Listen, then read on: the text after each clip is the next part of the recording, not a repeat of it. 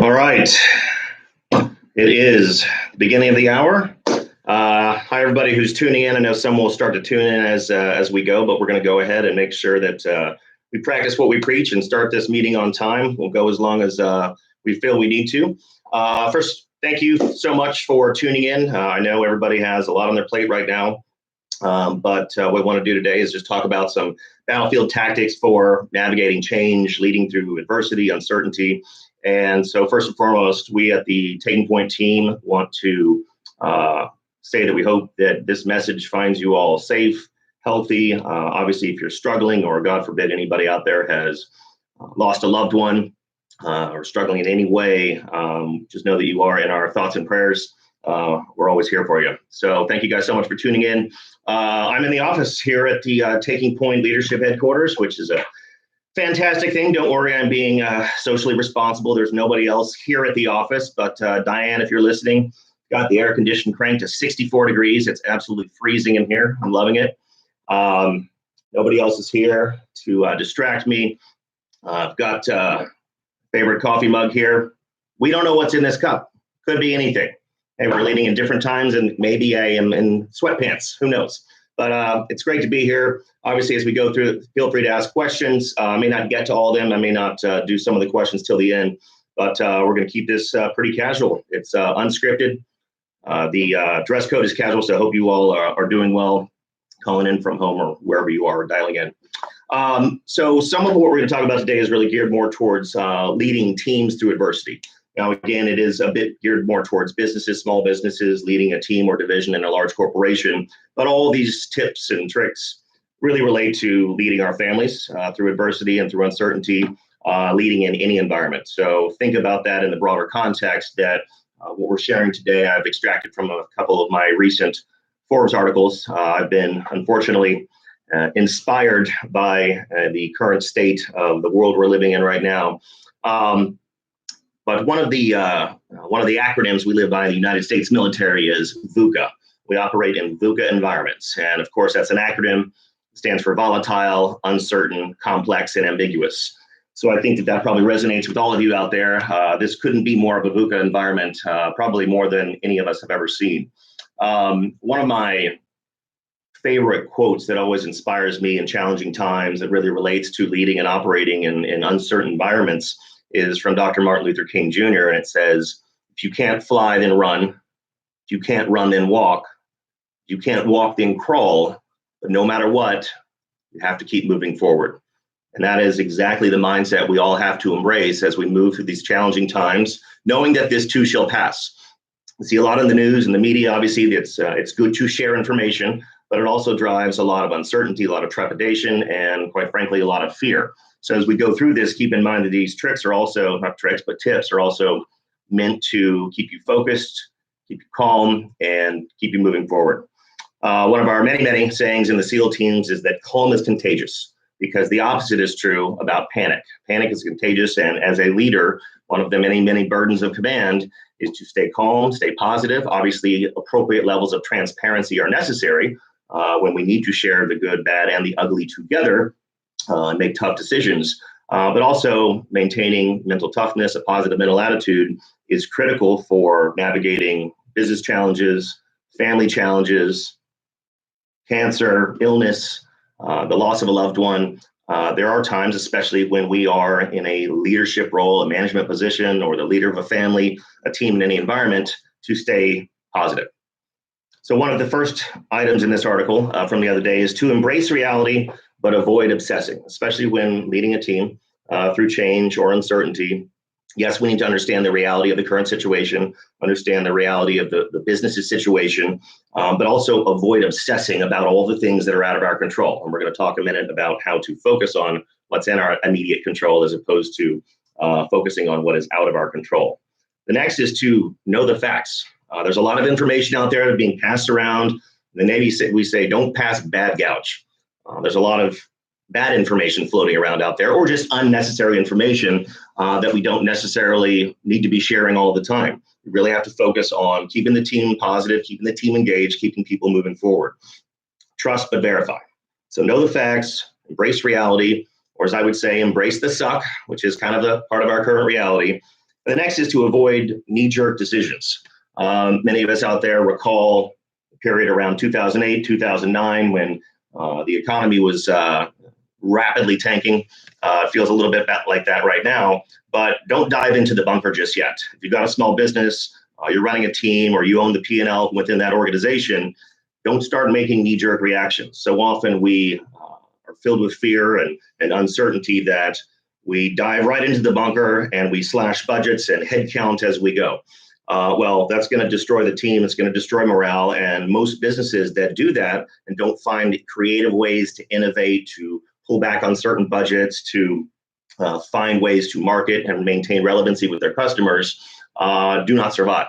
Barbara Corcoran said this the other day on GMA, that the truly creative entrepreneurs are actually most likely going to come out of this, not without some invisible scars, maybe some visible ones, but they're going to come out stronger, more innovative, and their businesses will gain market share over their competitors. And the business leaders, managers, and entrepreneurs who don't find creative ways to navigate these murky waters may not survive.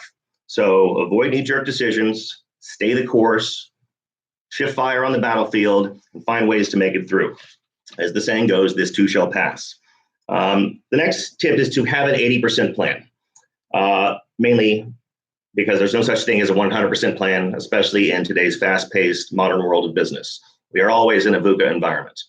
And as the saying goes, a good plan executed violently today is better than a great plan next week. Right now, a lot of us of our 2020 goals for our businesses or our financial goals for our families are temporarily shot to pieces. We're taking enemy fire. We're pinned down. So have an 80% plan. What is an 80% plan? Well, one of the things we teach our clients in our leadership and organizational development programs at Taking Point Leadership is how to plan, like we plan in the military, like we plan in the SEAL teams, Naval Special Warfare. So the first step is to clearly define the objective. We might call that a SMART goal.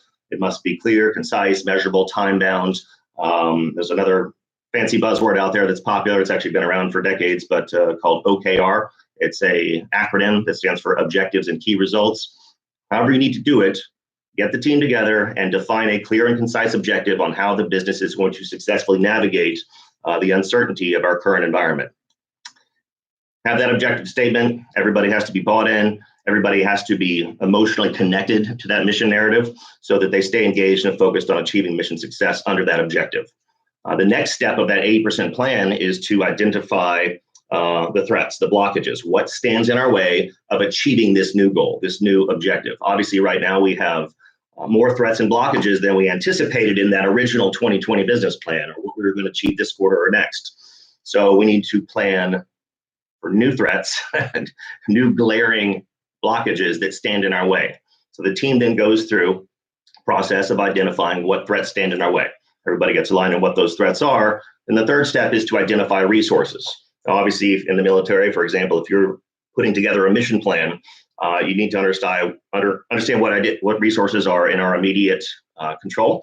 What resources do we have? What resources do we need to acquire? If we're going on a mission, do we need to acquire air support? Is that available? Trucks, vehicles, more weapons, ammunition, quick reaction forces. What do we have at our disposal? What's going to happen on target? What is part of that plan? What resources do we need to successfully execute this new plan of navigating this uncertainty? And then you go into identifying or applying lessons learned to that plan. If you have any documented lessons learned or anybody has any ideas, who's done this before, who's tried this before, who navigated the uncertainty of the 2008 and ongoing recession, what lessons learned can we apply to a new objective, this new mission plan? And then the next is to start the action planning. So the what steps do we need to take? What things do we need to execute to achieve this objective? Who is accountable, responsible, consulted, and informed for each of those actions? And when are each of those actions due? When are those deliverables due to achieve this mission plan and keep the progress moving forward? Then once you have that, say, 60% of that plan, you need to go through a red team process. So a red team is basically, in its simplest form, poking holes in the plan. So you want to identify a small team, people not associated with the objective planning team, the mission planning team, but who have some type of clear understanding of what your team is trying to accomplish, what the organization is trying to accomplish, what the business is trying to accomplish. And so they come in, you share your plan with them, the plan that you have so far, about 66% of that plan, and they go down the line, person by person, just saying simply, have you considered XYZ? Have you considered ABC? Your only answer as the team leader for this mission planning process is thank you. You document what you need to, you ignore the rest, and you move on. Very quick process. Then once you have the red team feedback, you apply that to developing contingencies. Once you have those contingencies, you essentially have your 80% plan, and then you need to start prioritizing and executing against that plan. So have an 80% plan, get the team together. Everybody that's relevant that needs to be part of that plan must be involved in the entire process. That'll accomplish buy-in, it'll accomplish connectivity to that mission, and then everybody can execute together and hopefully celebrate those quick wins as you grow and progress through this uncertain environment. The next, and Mark, if you are watching, I think you are, one of my dearest friends, former teammates from SEAL Team 5, is Mark Owen, #1 best-selling author of the book No Easy Day. I'm sure many of you have read it, and No Hero. And one of his sayings, I'm borrowing this from you today, but giving credit where credit is due, is stay in your 3-foot world. Well, what does that mean? It essentially means control what you can and ignore what you can't. Hopefully I don't butcher this story, Mark, but maybe my version's better than yours. Who knows? They were on a rock climbing training trip, some guys from his squadron, and it's called a lead climber course. So some of you who are familiar with rock climbing might understand what that is. In a lead climber course, you are climbing with a small team. You are the lead climber, and therefore one of your many objectives is to place protection in the rock face for your as you go up. So essentially, if you're, say, 20 feet above your last piece of protection, if you slip and fall, you're going to fall 40 feet before the rope jerks you back. I've been there, done that. It's very uncomfortable. Well, he was high on the rock face, Mark, and he had a little bit frozen, couldn't find his next foothold, next handhold, and the instructor noticed that he was having some trouble, so climbed on, scurried up the rock face. I believe he free climbed up there. I think that's right. And he may have been smoking a cigarette. And he climbed up and he said, "Bro, what's up? What are you doing? I see you looking out to the Las Vegas skyline. Nobody out there can help you. I see you looking down at the guys down there. They're just making fun of you. Stay in your 3-foot world. Focus on what is in your immediate control right here, right now, and ignore everything else." So that's why I encourage all teams, all families, all businesses, for now, reprioritize, stay in your 3-foot world, focus on what's in your control, execute, execute, execute. The next is just about communication. That seems self-evident. Communication in any environment is always critical for any high-performing team to navigate uncertainty. Now is the time not to minimize the amount of communication you have with your team. It is time to maximize the amount of communication. At Taking Point, we usually have a team Monday meeting. It's time-bound, it's organized, people come prepared. Now we have everybody working from home. So we have, for example, 2 meetings each week. We do it virtually through Zoom, so we can see each other. We've increased the level of communication so that everybody can stay engaged on our new priorities, on what we're executing to navigate this uncertain time that we're in. So increase the level of communication, keep it as positive as possible, focus on what's in your control, and keep the team moving forward. And of course, be disciplined, be innovative.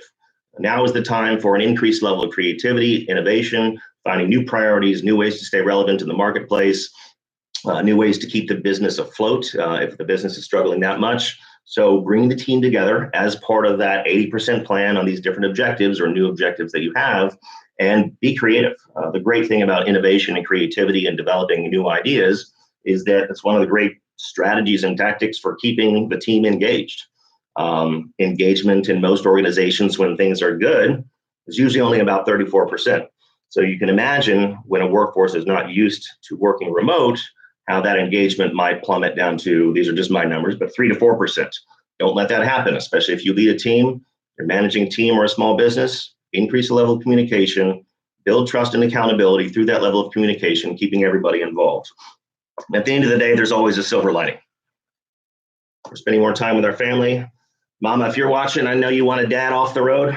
I am off the road and home. So beware what you wish for. I am up in your grill 24/7. Who knew it would just take a little global pandemic to get me off the road? So here I am. Enjoy this time with your family. Get in shape, work out more, do the things that you say you never have time to do. Lean on your faith, whatever that faith may be. If you go to church, churches are closed. Watch services online, talk about your faith with others. Lean on that faith to help you stay positive and navigate the uncertainty. As we say in the SEAL teams, one of my favorite lines, I am never out of the fight.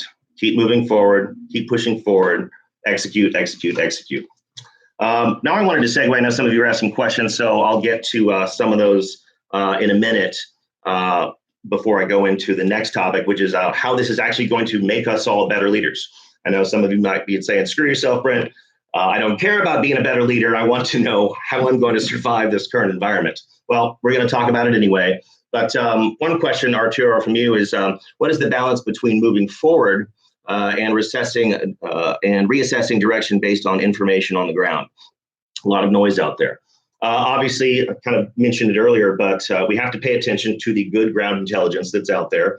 But also, whether it's on a literal battlefield or a figurative battlefield in the world of business, there's a lot of bad intel out there as well. So trust but verify, gather as much good intel as you can from as many people as you can within your team, and use that information to develop that plan and course correct as needed. Another question from Mike was, what are your thoughts as to how you balance empathy, given all the chaos and change going on in everyone's lives, with accountability to the plan and achievement of organizational goals?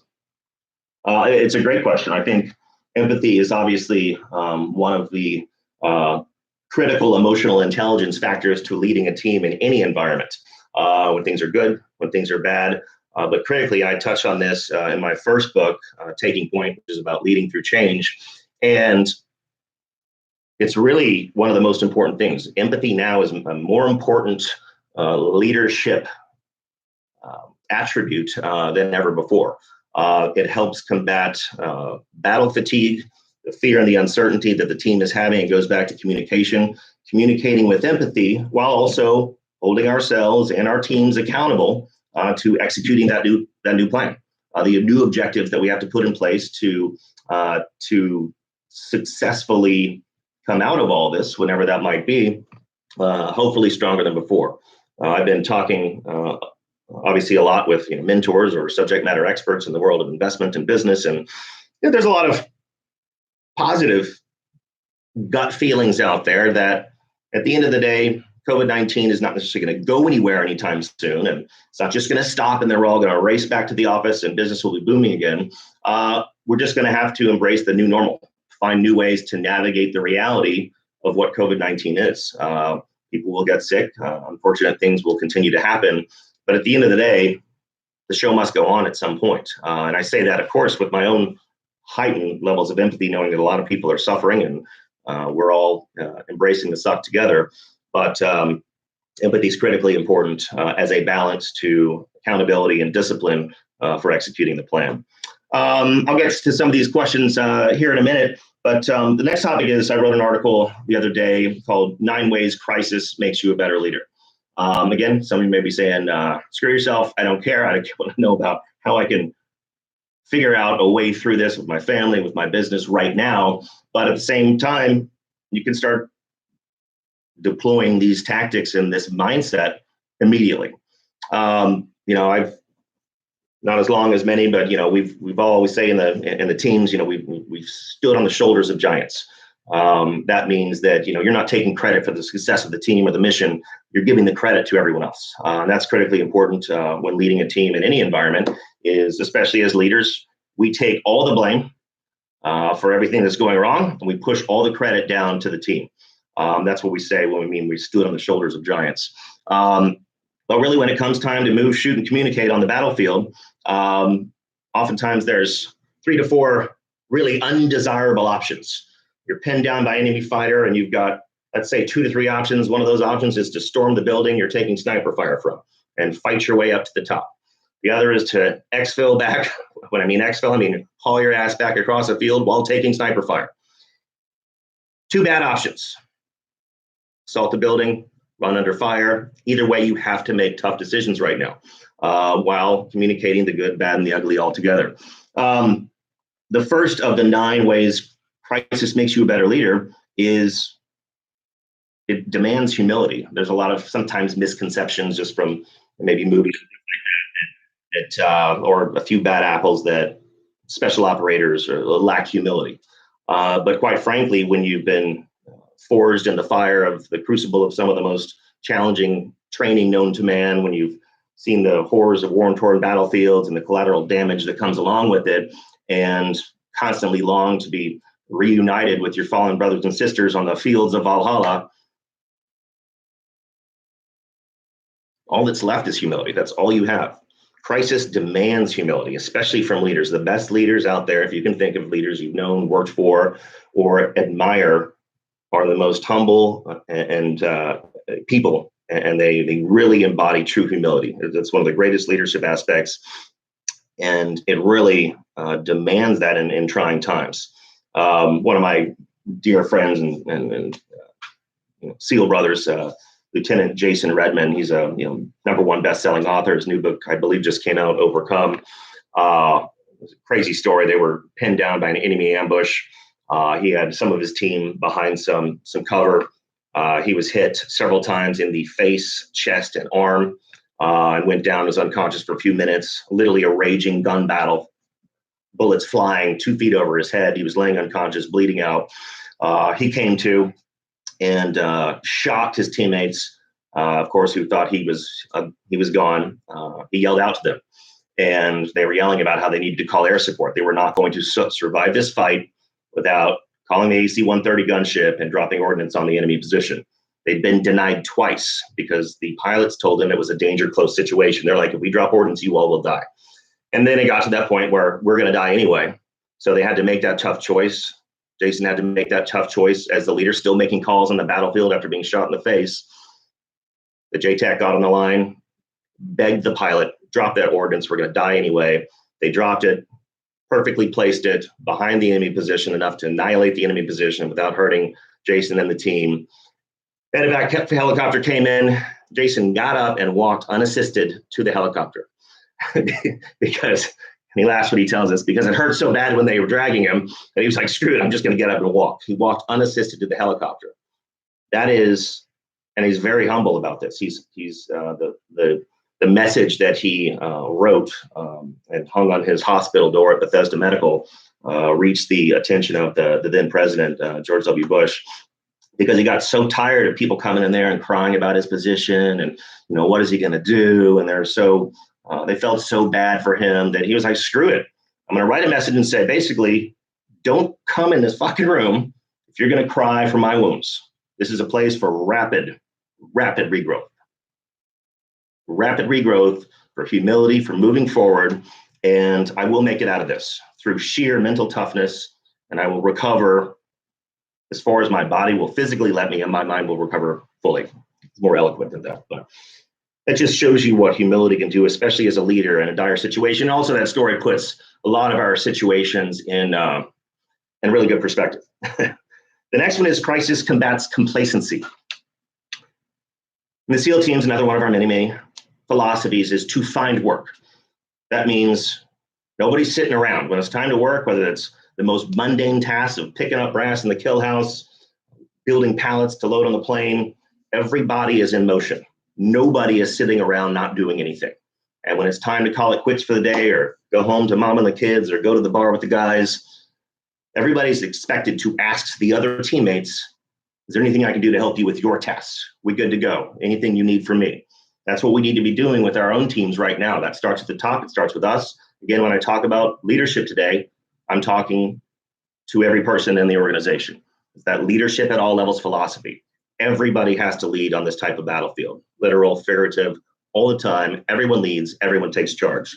Complacency and disengagement are the destroyer of potentially great teams when things are good.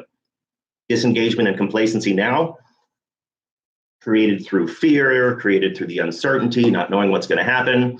Now is the time not to be complacent. It's the time to be more aggressive in your minds, your body, your spirit than we've ever been before.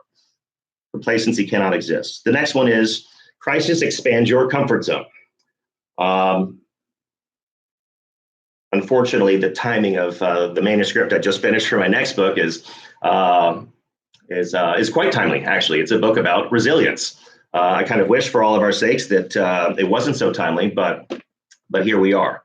And one of my favorite portions of the Navy SEAL ethos, which is essentially our mission, vision, culture statement, all wrapped into one. It kind of defines who we are, how we work, what types of people we want to bring into our unique little culture, our little world, is about your comfort zone. It says, "My nation expects me to be physically harder and mentally stronger than my enemies. If knocked down, I will get back up every time. I will draw on every remaining ounce of strength to protect my teammates and to accomplish our mission. I am never out of the fight." I believe so wholeheartedly in that philosophy of resilience that I have never out of the fight, translated by 4 Latin scholars. Thank you, Scott and Crystal, my brother and his wife. It says never out of the fight. And that applies to all of us. We have to have that mindset right now that we are in this fight all the way through. It's painful, it's sometimes scary, but we never can ever think of that we are out of this fight. So as we say, get comfortable being uncomfortable, keep pushing forward. It is the only way. The next one is that crisis makes you agile. Number 59 of Murphy's Laws of Combat, and this will resonate with all of us right now, is when you have sufficient ammo and supplies, the enemy takes 2 weeks to attack. When you are low on supplies and ammo, the enemy decides to attack that night. A lot of us out there have been spending money on stupid shit. We've been running our businesses intentionally lean for rapid growth strategies. Some of the most well-intentioned decisions, taking calculated risk, and something that none of us could ever possibly anticipate happened that's hurting millions of businesses around the world. It's hurting families, it's hurting people, and it really makes you have to force agility. You have to be able to adapt to a pivot on the battlefield. And obviously that it sounds great. It's obviously not as easy as we all think it's going to be. But times like this call for businesses large and small to adapt, to apply that new 80% plan, to pivot on the battlefield, to shift fire and keep moving forward. Next, crisis broadens your perspective. I'm sure we all have a different perspective on adversity now than we did, let's say, 4 or 5 weeks ago. That's a lot of what the new book is about, is shifting the narrative in your mind about what adversity really is, putting some perspective around that, changing that narrative, changing the way you think about what's really difficult. 4 weeks ago, many of you out there, not me, but probably you, were bitching about how you didn't get the good table at your favorite restaurant, or they didn't have any reservations available, or your trip to Cabo had to get canceled because some other bullshit. Well, now we're thinking about perspective in a whole new way. This morning, our 13-year-old was texting his mom and I about his birthday that's coming up. It's May 1st, so we started to think about this, and he texted us about some wildly expensive gaming computer so we can play fucking Fortnite all day long. I don't know what it is with that game, but I know a lot of you know what I'm talking about. Excuse my language. But I literally had to intervene before Mama tore his head off because we're all thinking about the current state of our finances differently. I mean, we've been going through our own personal budgets, not to be too transparent, but looking at all the dumb crap that we spend money on. I'm just wasteful spending. Well, let me tell you, that's going to stop. I'm sure all of you have been in a similar position, looking at your budgets and thinking, well, that is really, really stupid. I've been making really dumb decisions because every bit of thing's been so great and hunky-dory that we're just going to keep spending, swiping that credit card, no big deal. Money keeps coming in, sales pipeline's massive, no problem. Well, a lot of us, from a business perspective, that sales pipeline is now zero, or at least on hold. Current customers or clients are probably thinking, hey, maybe we need to pause all this work we're doing with you guys. You still have expenses to pay. Obviously, there is some light at the end of the tunnel. There's new loans coming out for small businesses. You can start applying tomorrow. So work with your small banks or the small business division of your local banks. It's going to be easier and faster to do that. Apply for those loans because they can cover payroll. They can cover your office rent. We are all in this together. So we can't just stop paying all of our bills. You're still going to rack up that debt. So talk to your landlord, negotiate, be reasonable. Talk to the people that you owe money to, your car leases, your people who hold your mortgage, and immediately, if you haven't already, start negotiating, either pausing those payments, reducing those payments, paying what's reasonable, what you can, and then using these small business loans, if you're a small business owner or part of an organization that is that can apply for these, to cover your payroll. The loans are going to be forgivable if you can prove that you used it for payroll, for rent, for things like that. So it's basically free money. So get out there, get creative, and go get it. The next is crisis forces organization. What I mean by that is, I'm sure we've all taken a look at our businesses, our families, and it's time to get the house in order. Like literally, many of us have been getting the house in order, cleaning, organizing, doing yard work, because oftentimes it's necessary, and we don't have housekeepers coming around, and that again puts things into perspective, how much work all that stuff is. But now is the time to get the house in order, especially if you're a business owner or a manager in a division or department in an organization. Get organized, change the priority, shift fire on the battlefield, find new things to do, find the work, but get organized, make those priorities or those new priorities. And we tell our clients, we're like, well, we got these top 10 priorities this year. We're like, no, stop. That means you have no priorities. Find 1, 2, or 3 top priorities, put everything else that doesn't immediately associate with mission success on this new battlefield, put it on the side burner or drop it completely. Don't spend any time, energy, resources, or mental capacity on any of those things that are not in your immediate control. They're going to drive mission success for the business, for the family, whatever is going to help you, again, navigate these murky waters. Similarly, it forces innovation. One of another lines from the SEAL ethos says, we demand discipline, we expect innovation. We've been doing at Taking Point Leadership, we've been doing a lot of new things lately, just like a lot of businesses have, a lot of divisions or small businesses. I'm not on the road right now. We're not doing a lot of the interactive consulting things. We've been shifting things to use of technology. We're having a lot of Zoom meetings with our clients. We kicked off a new client using Zoom. Typically, we do all these training sessions for organizational development, planning, or leadership in person with the participants that are in that program. Obviously, we can't do that now, so we have to shift. We have to use technology.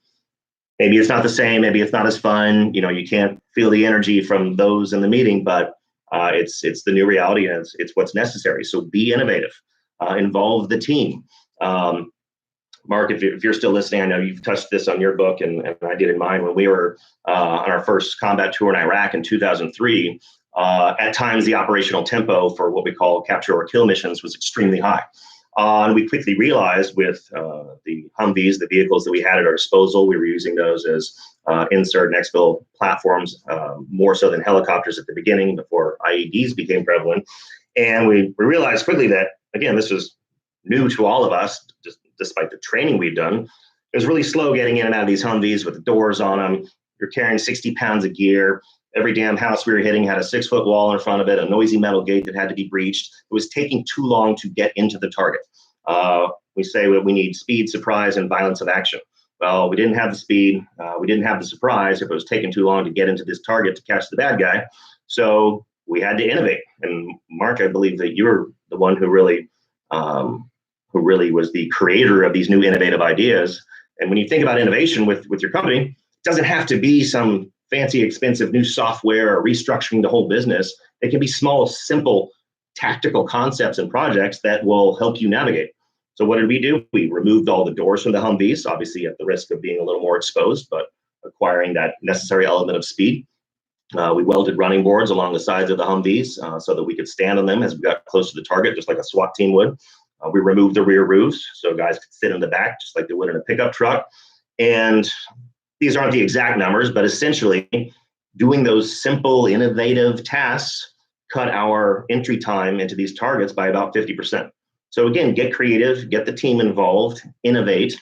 And again, innovation and new projects and new things increases engagement, gets people thinking about other things. So get the team involved, innovate, and keep them moving forward and focused on the priorities at hand. Next, crisis fuels resilience. That seems kind of obvious. One of my favorite lines from our rugby team in college, and we had this on our t-shirts, was that pain is weakness leaving your body. We all know that times like this force us to be more resilient, and there's obviously plenty of behavioral science and psychology and empirical research that shows that people who survive the Holocaust or illness, cancer, loss of friends and loved ones, we typically come out of those challenging experiences that we all have off and on throughout our entire lives, more resilient, more humble, mentally tougher. We appreciate things more that we typically took for granted. So one of the positive things about all this is we're all hopefully going to be a lot more resilient, a lot more thankful, maybe even happier than we were before. Our marriages will be stronger, our kids will love us more, and all these great things are going to happen. Our faith will have flourished. So use this as a time to become more resilient.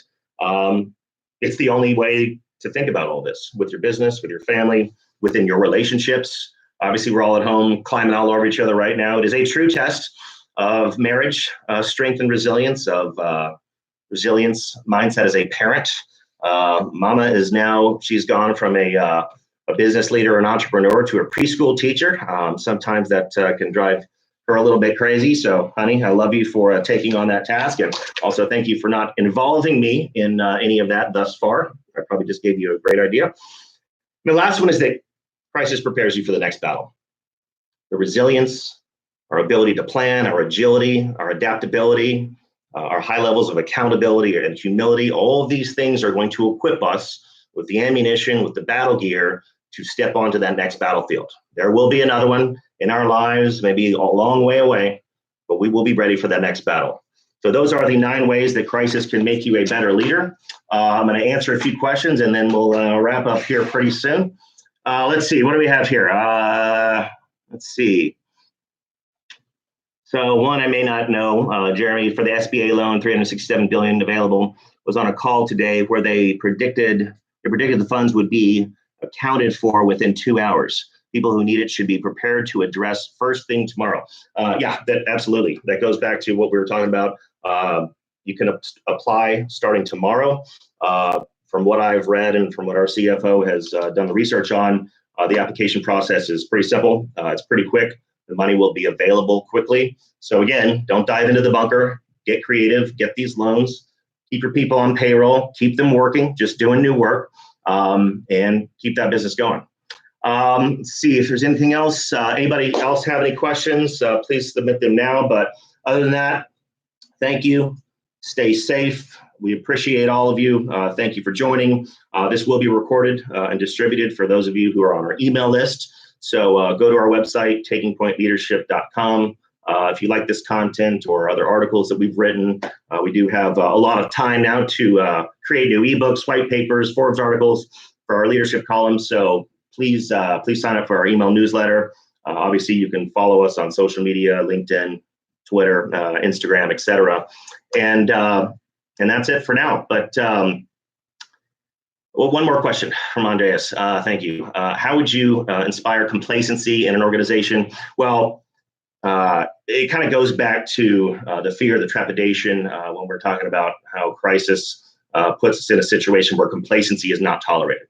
The way we have to do it is to keep the team engaged, give them new work, and stay positive, and make sure that they need to, like I said before, find work.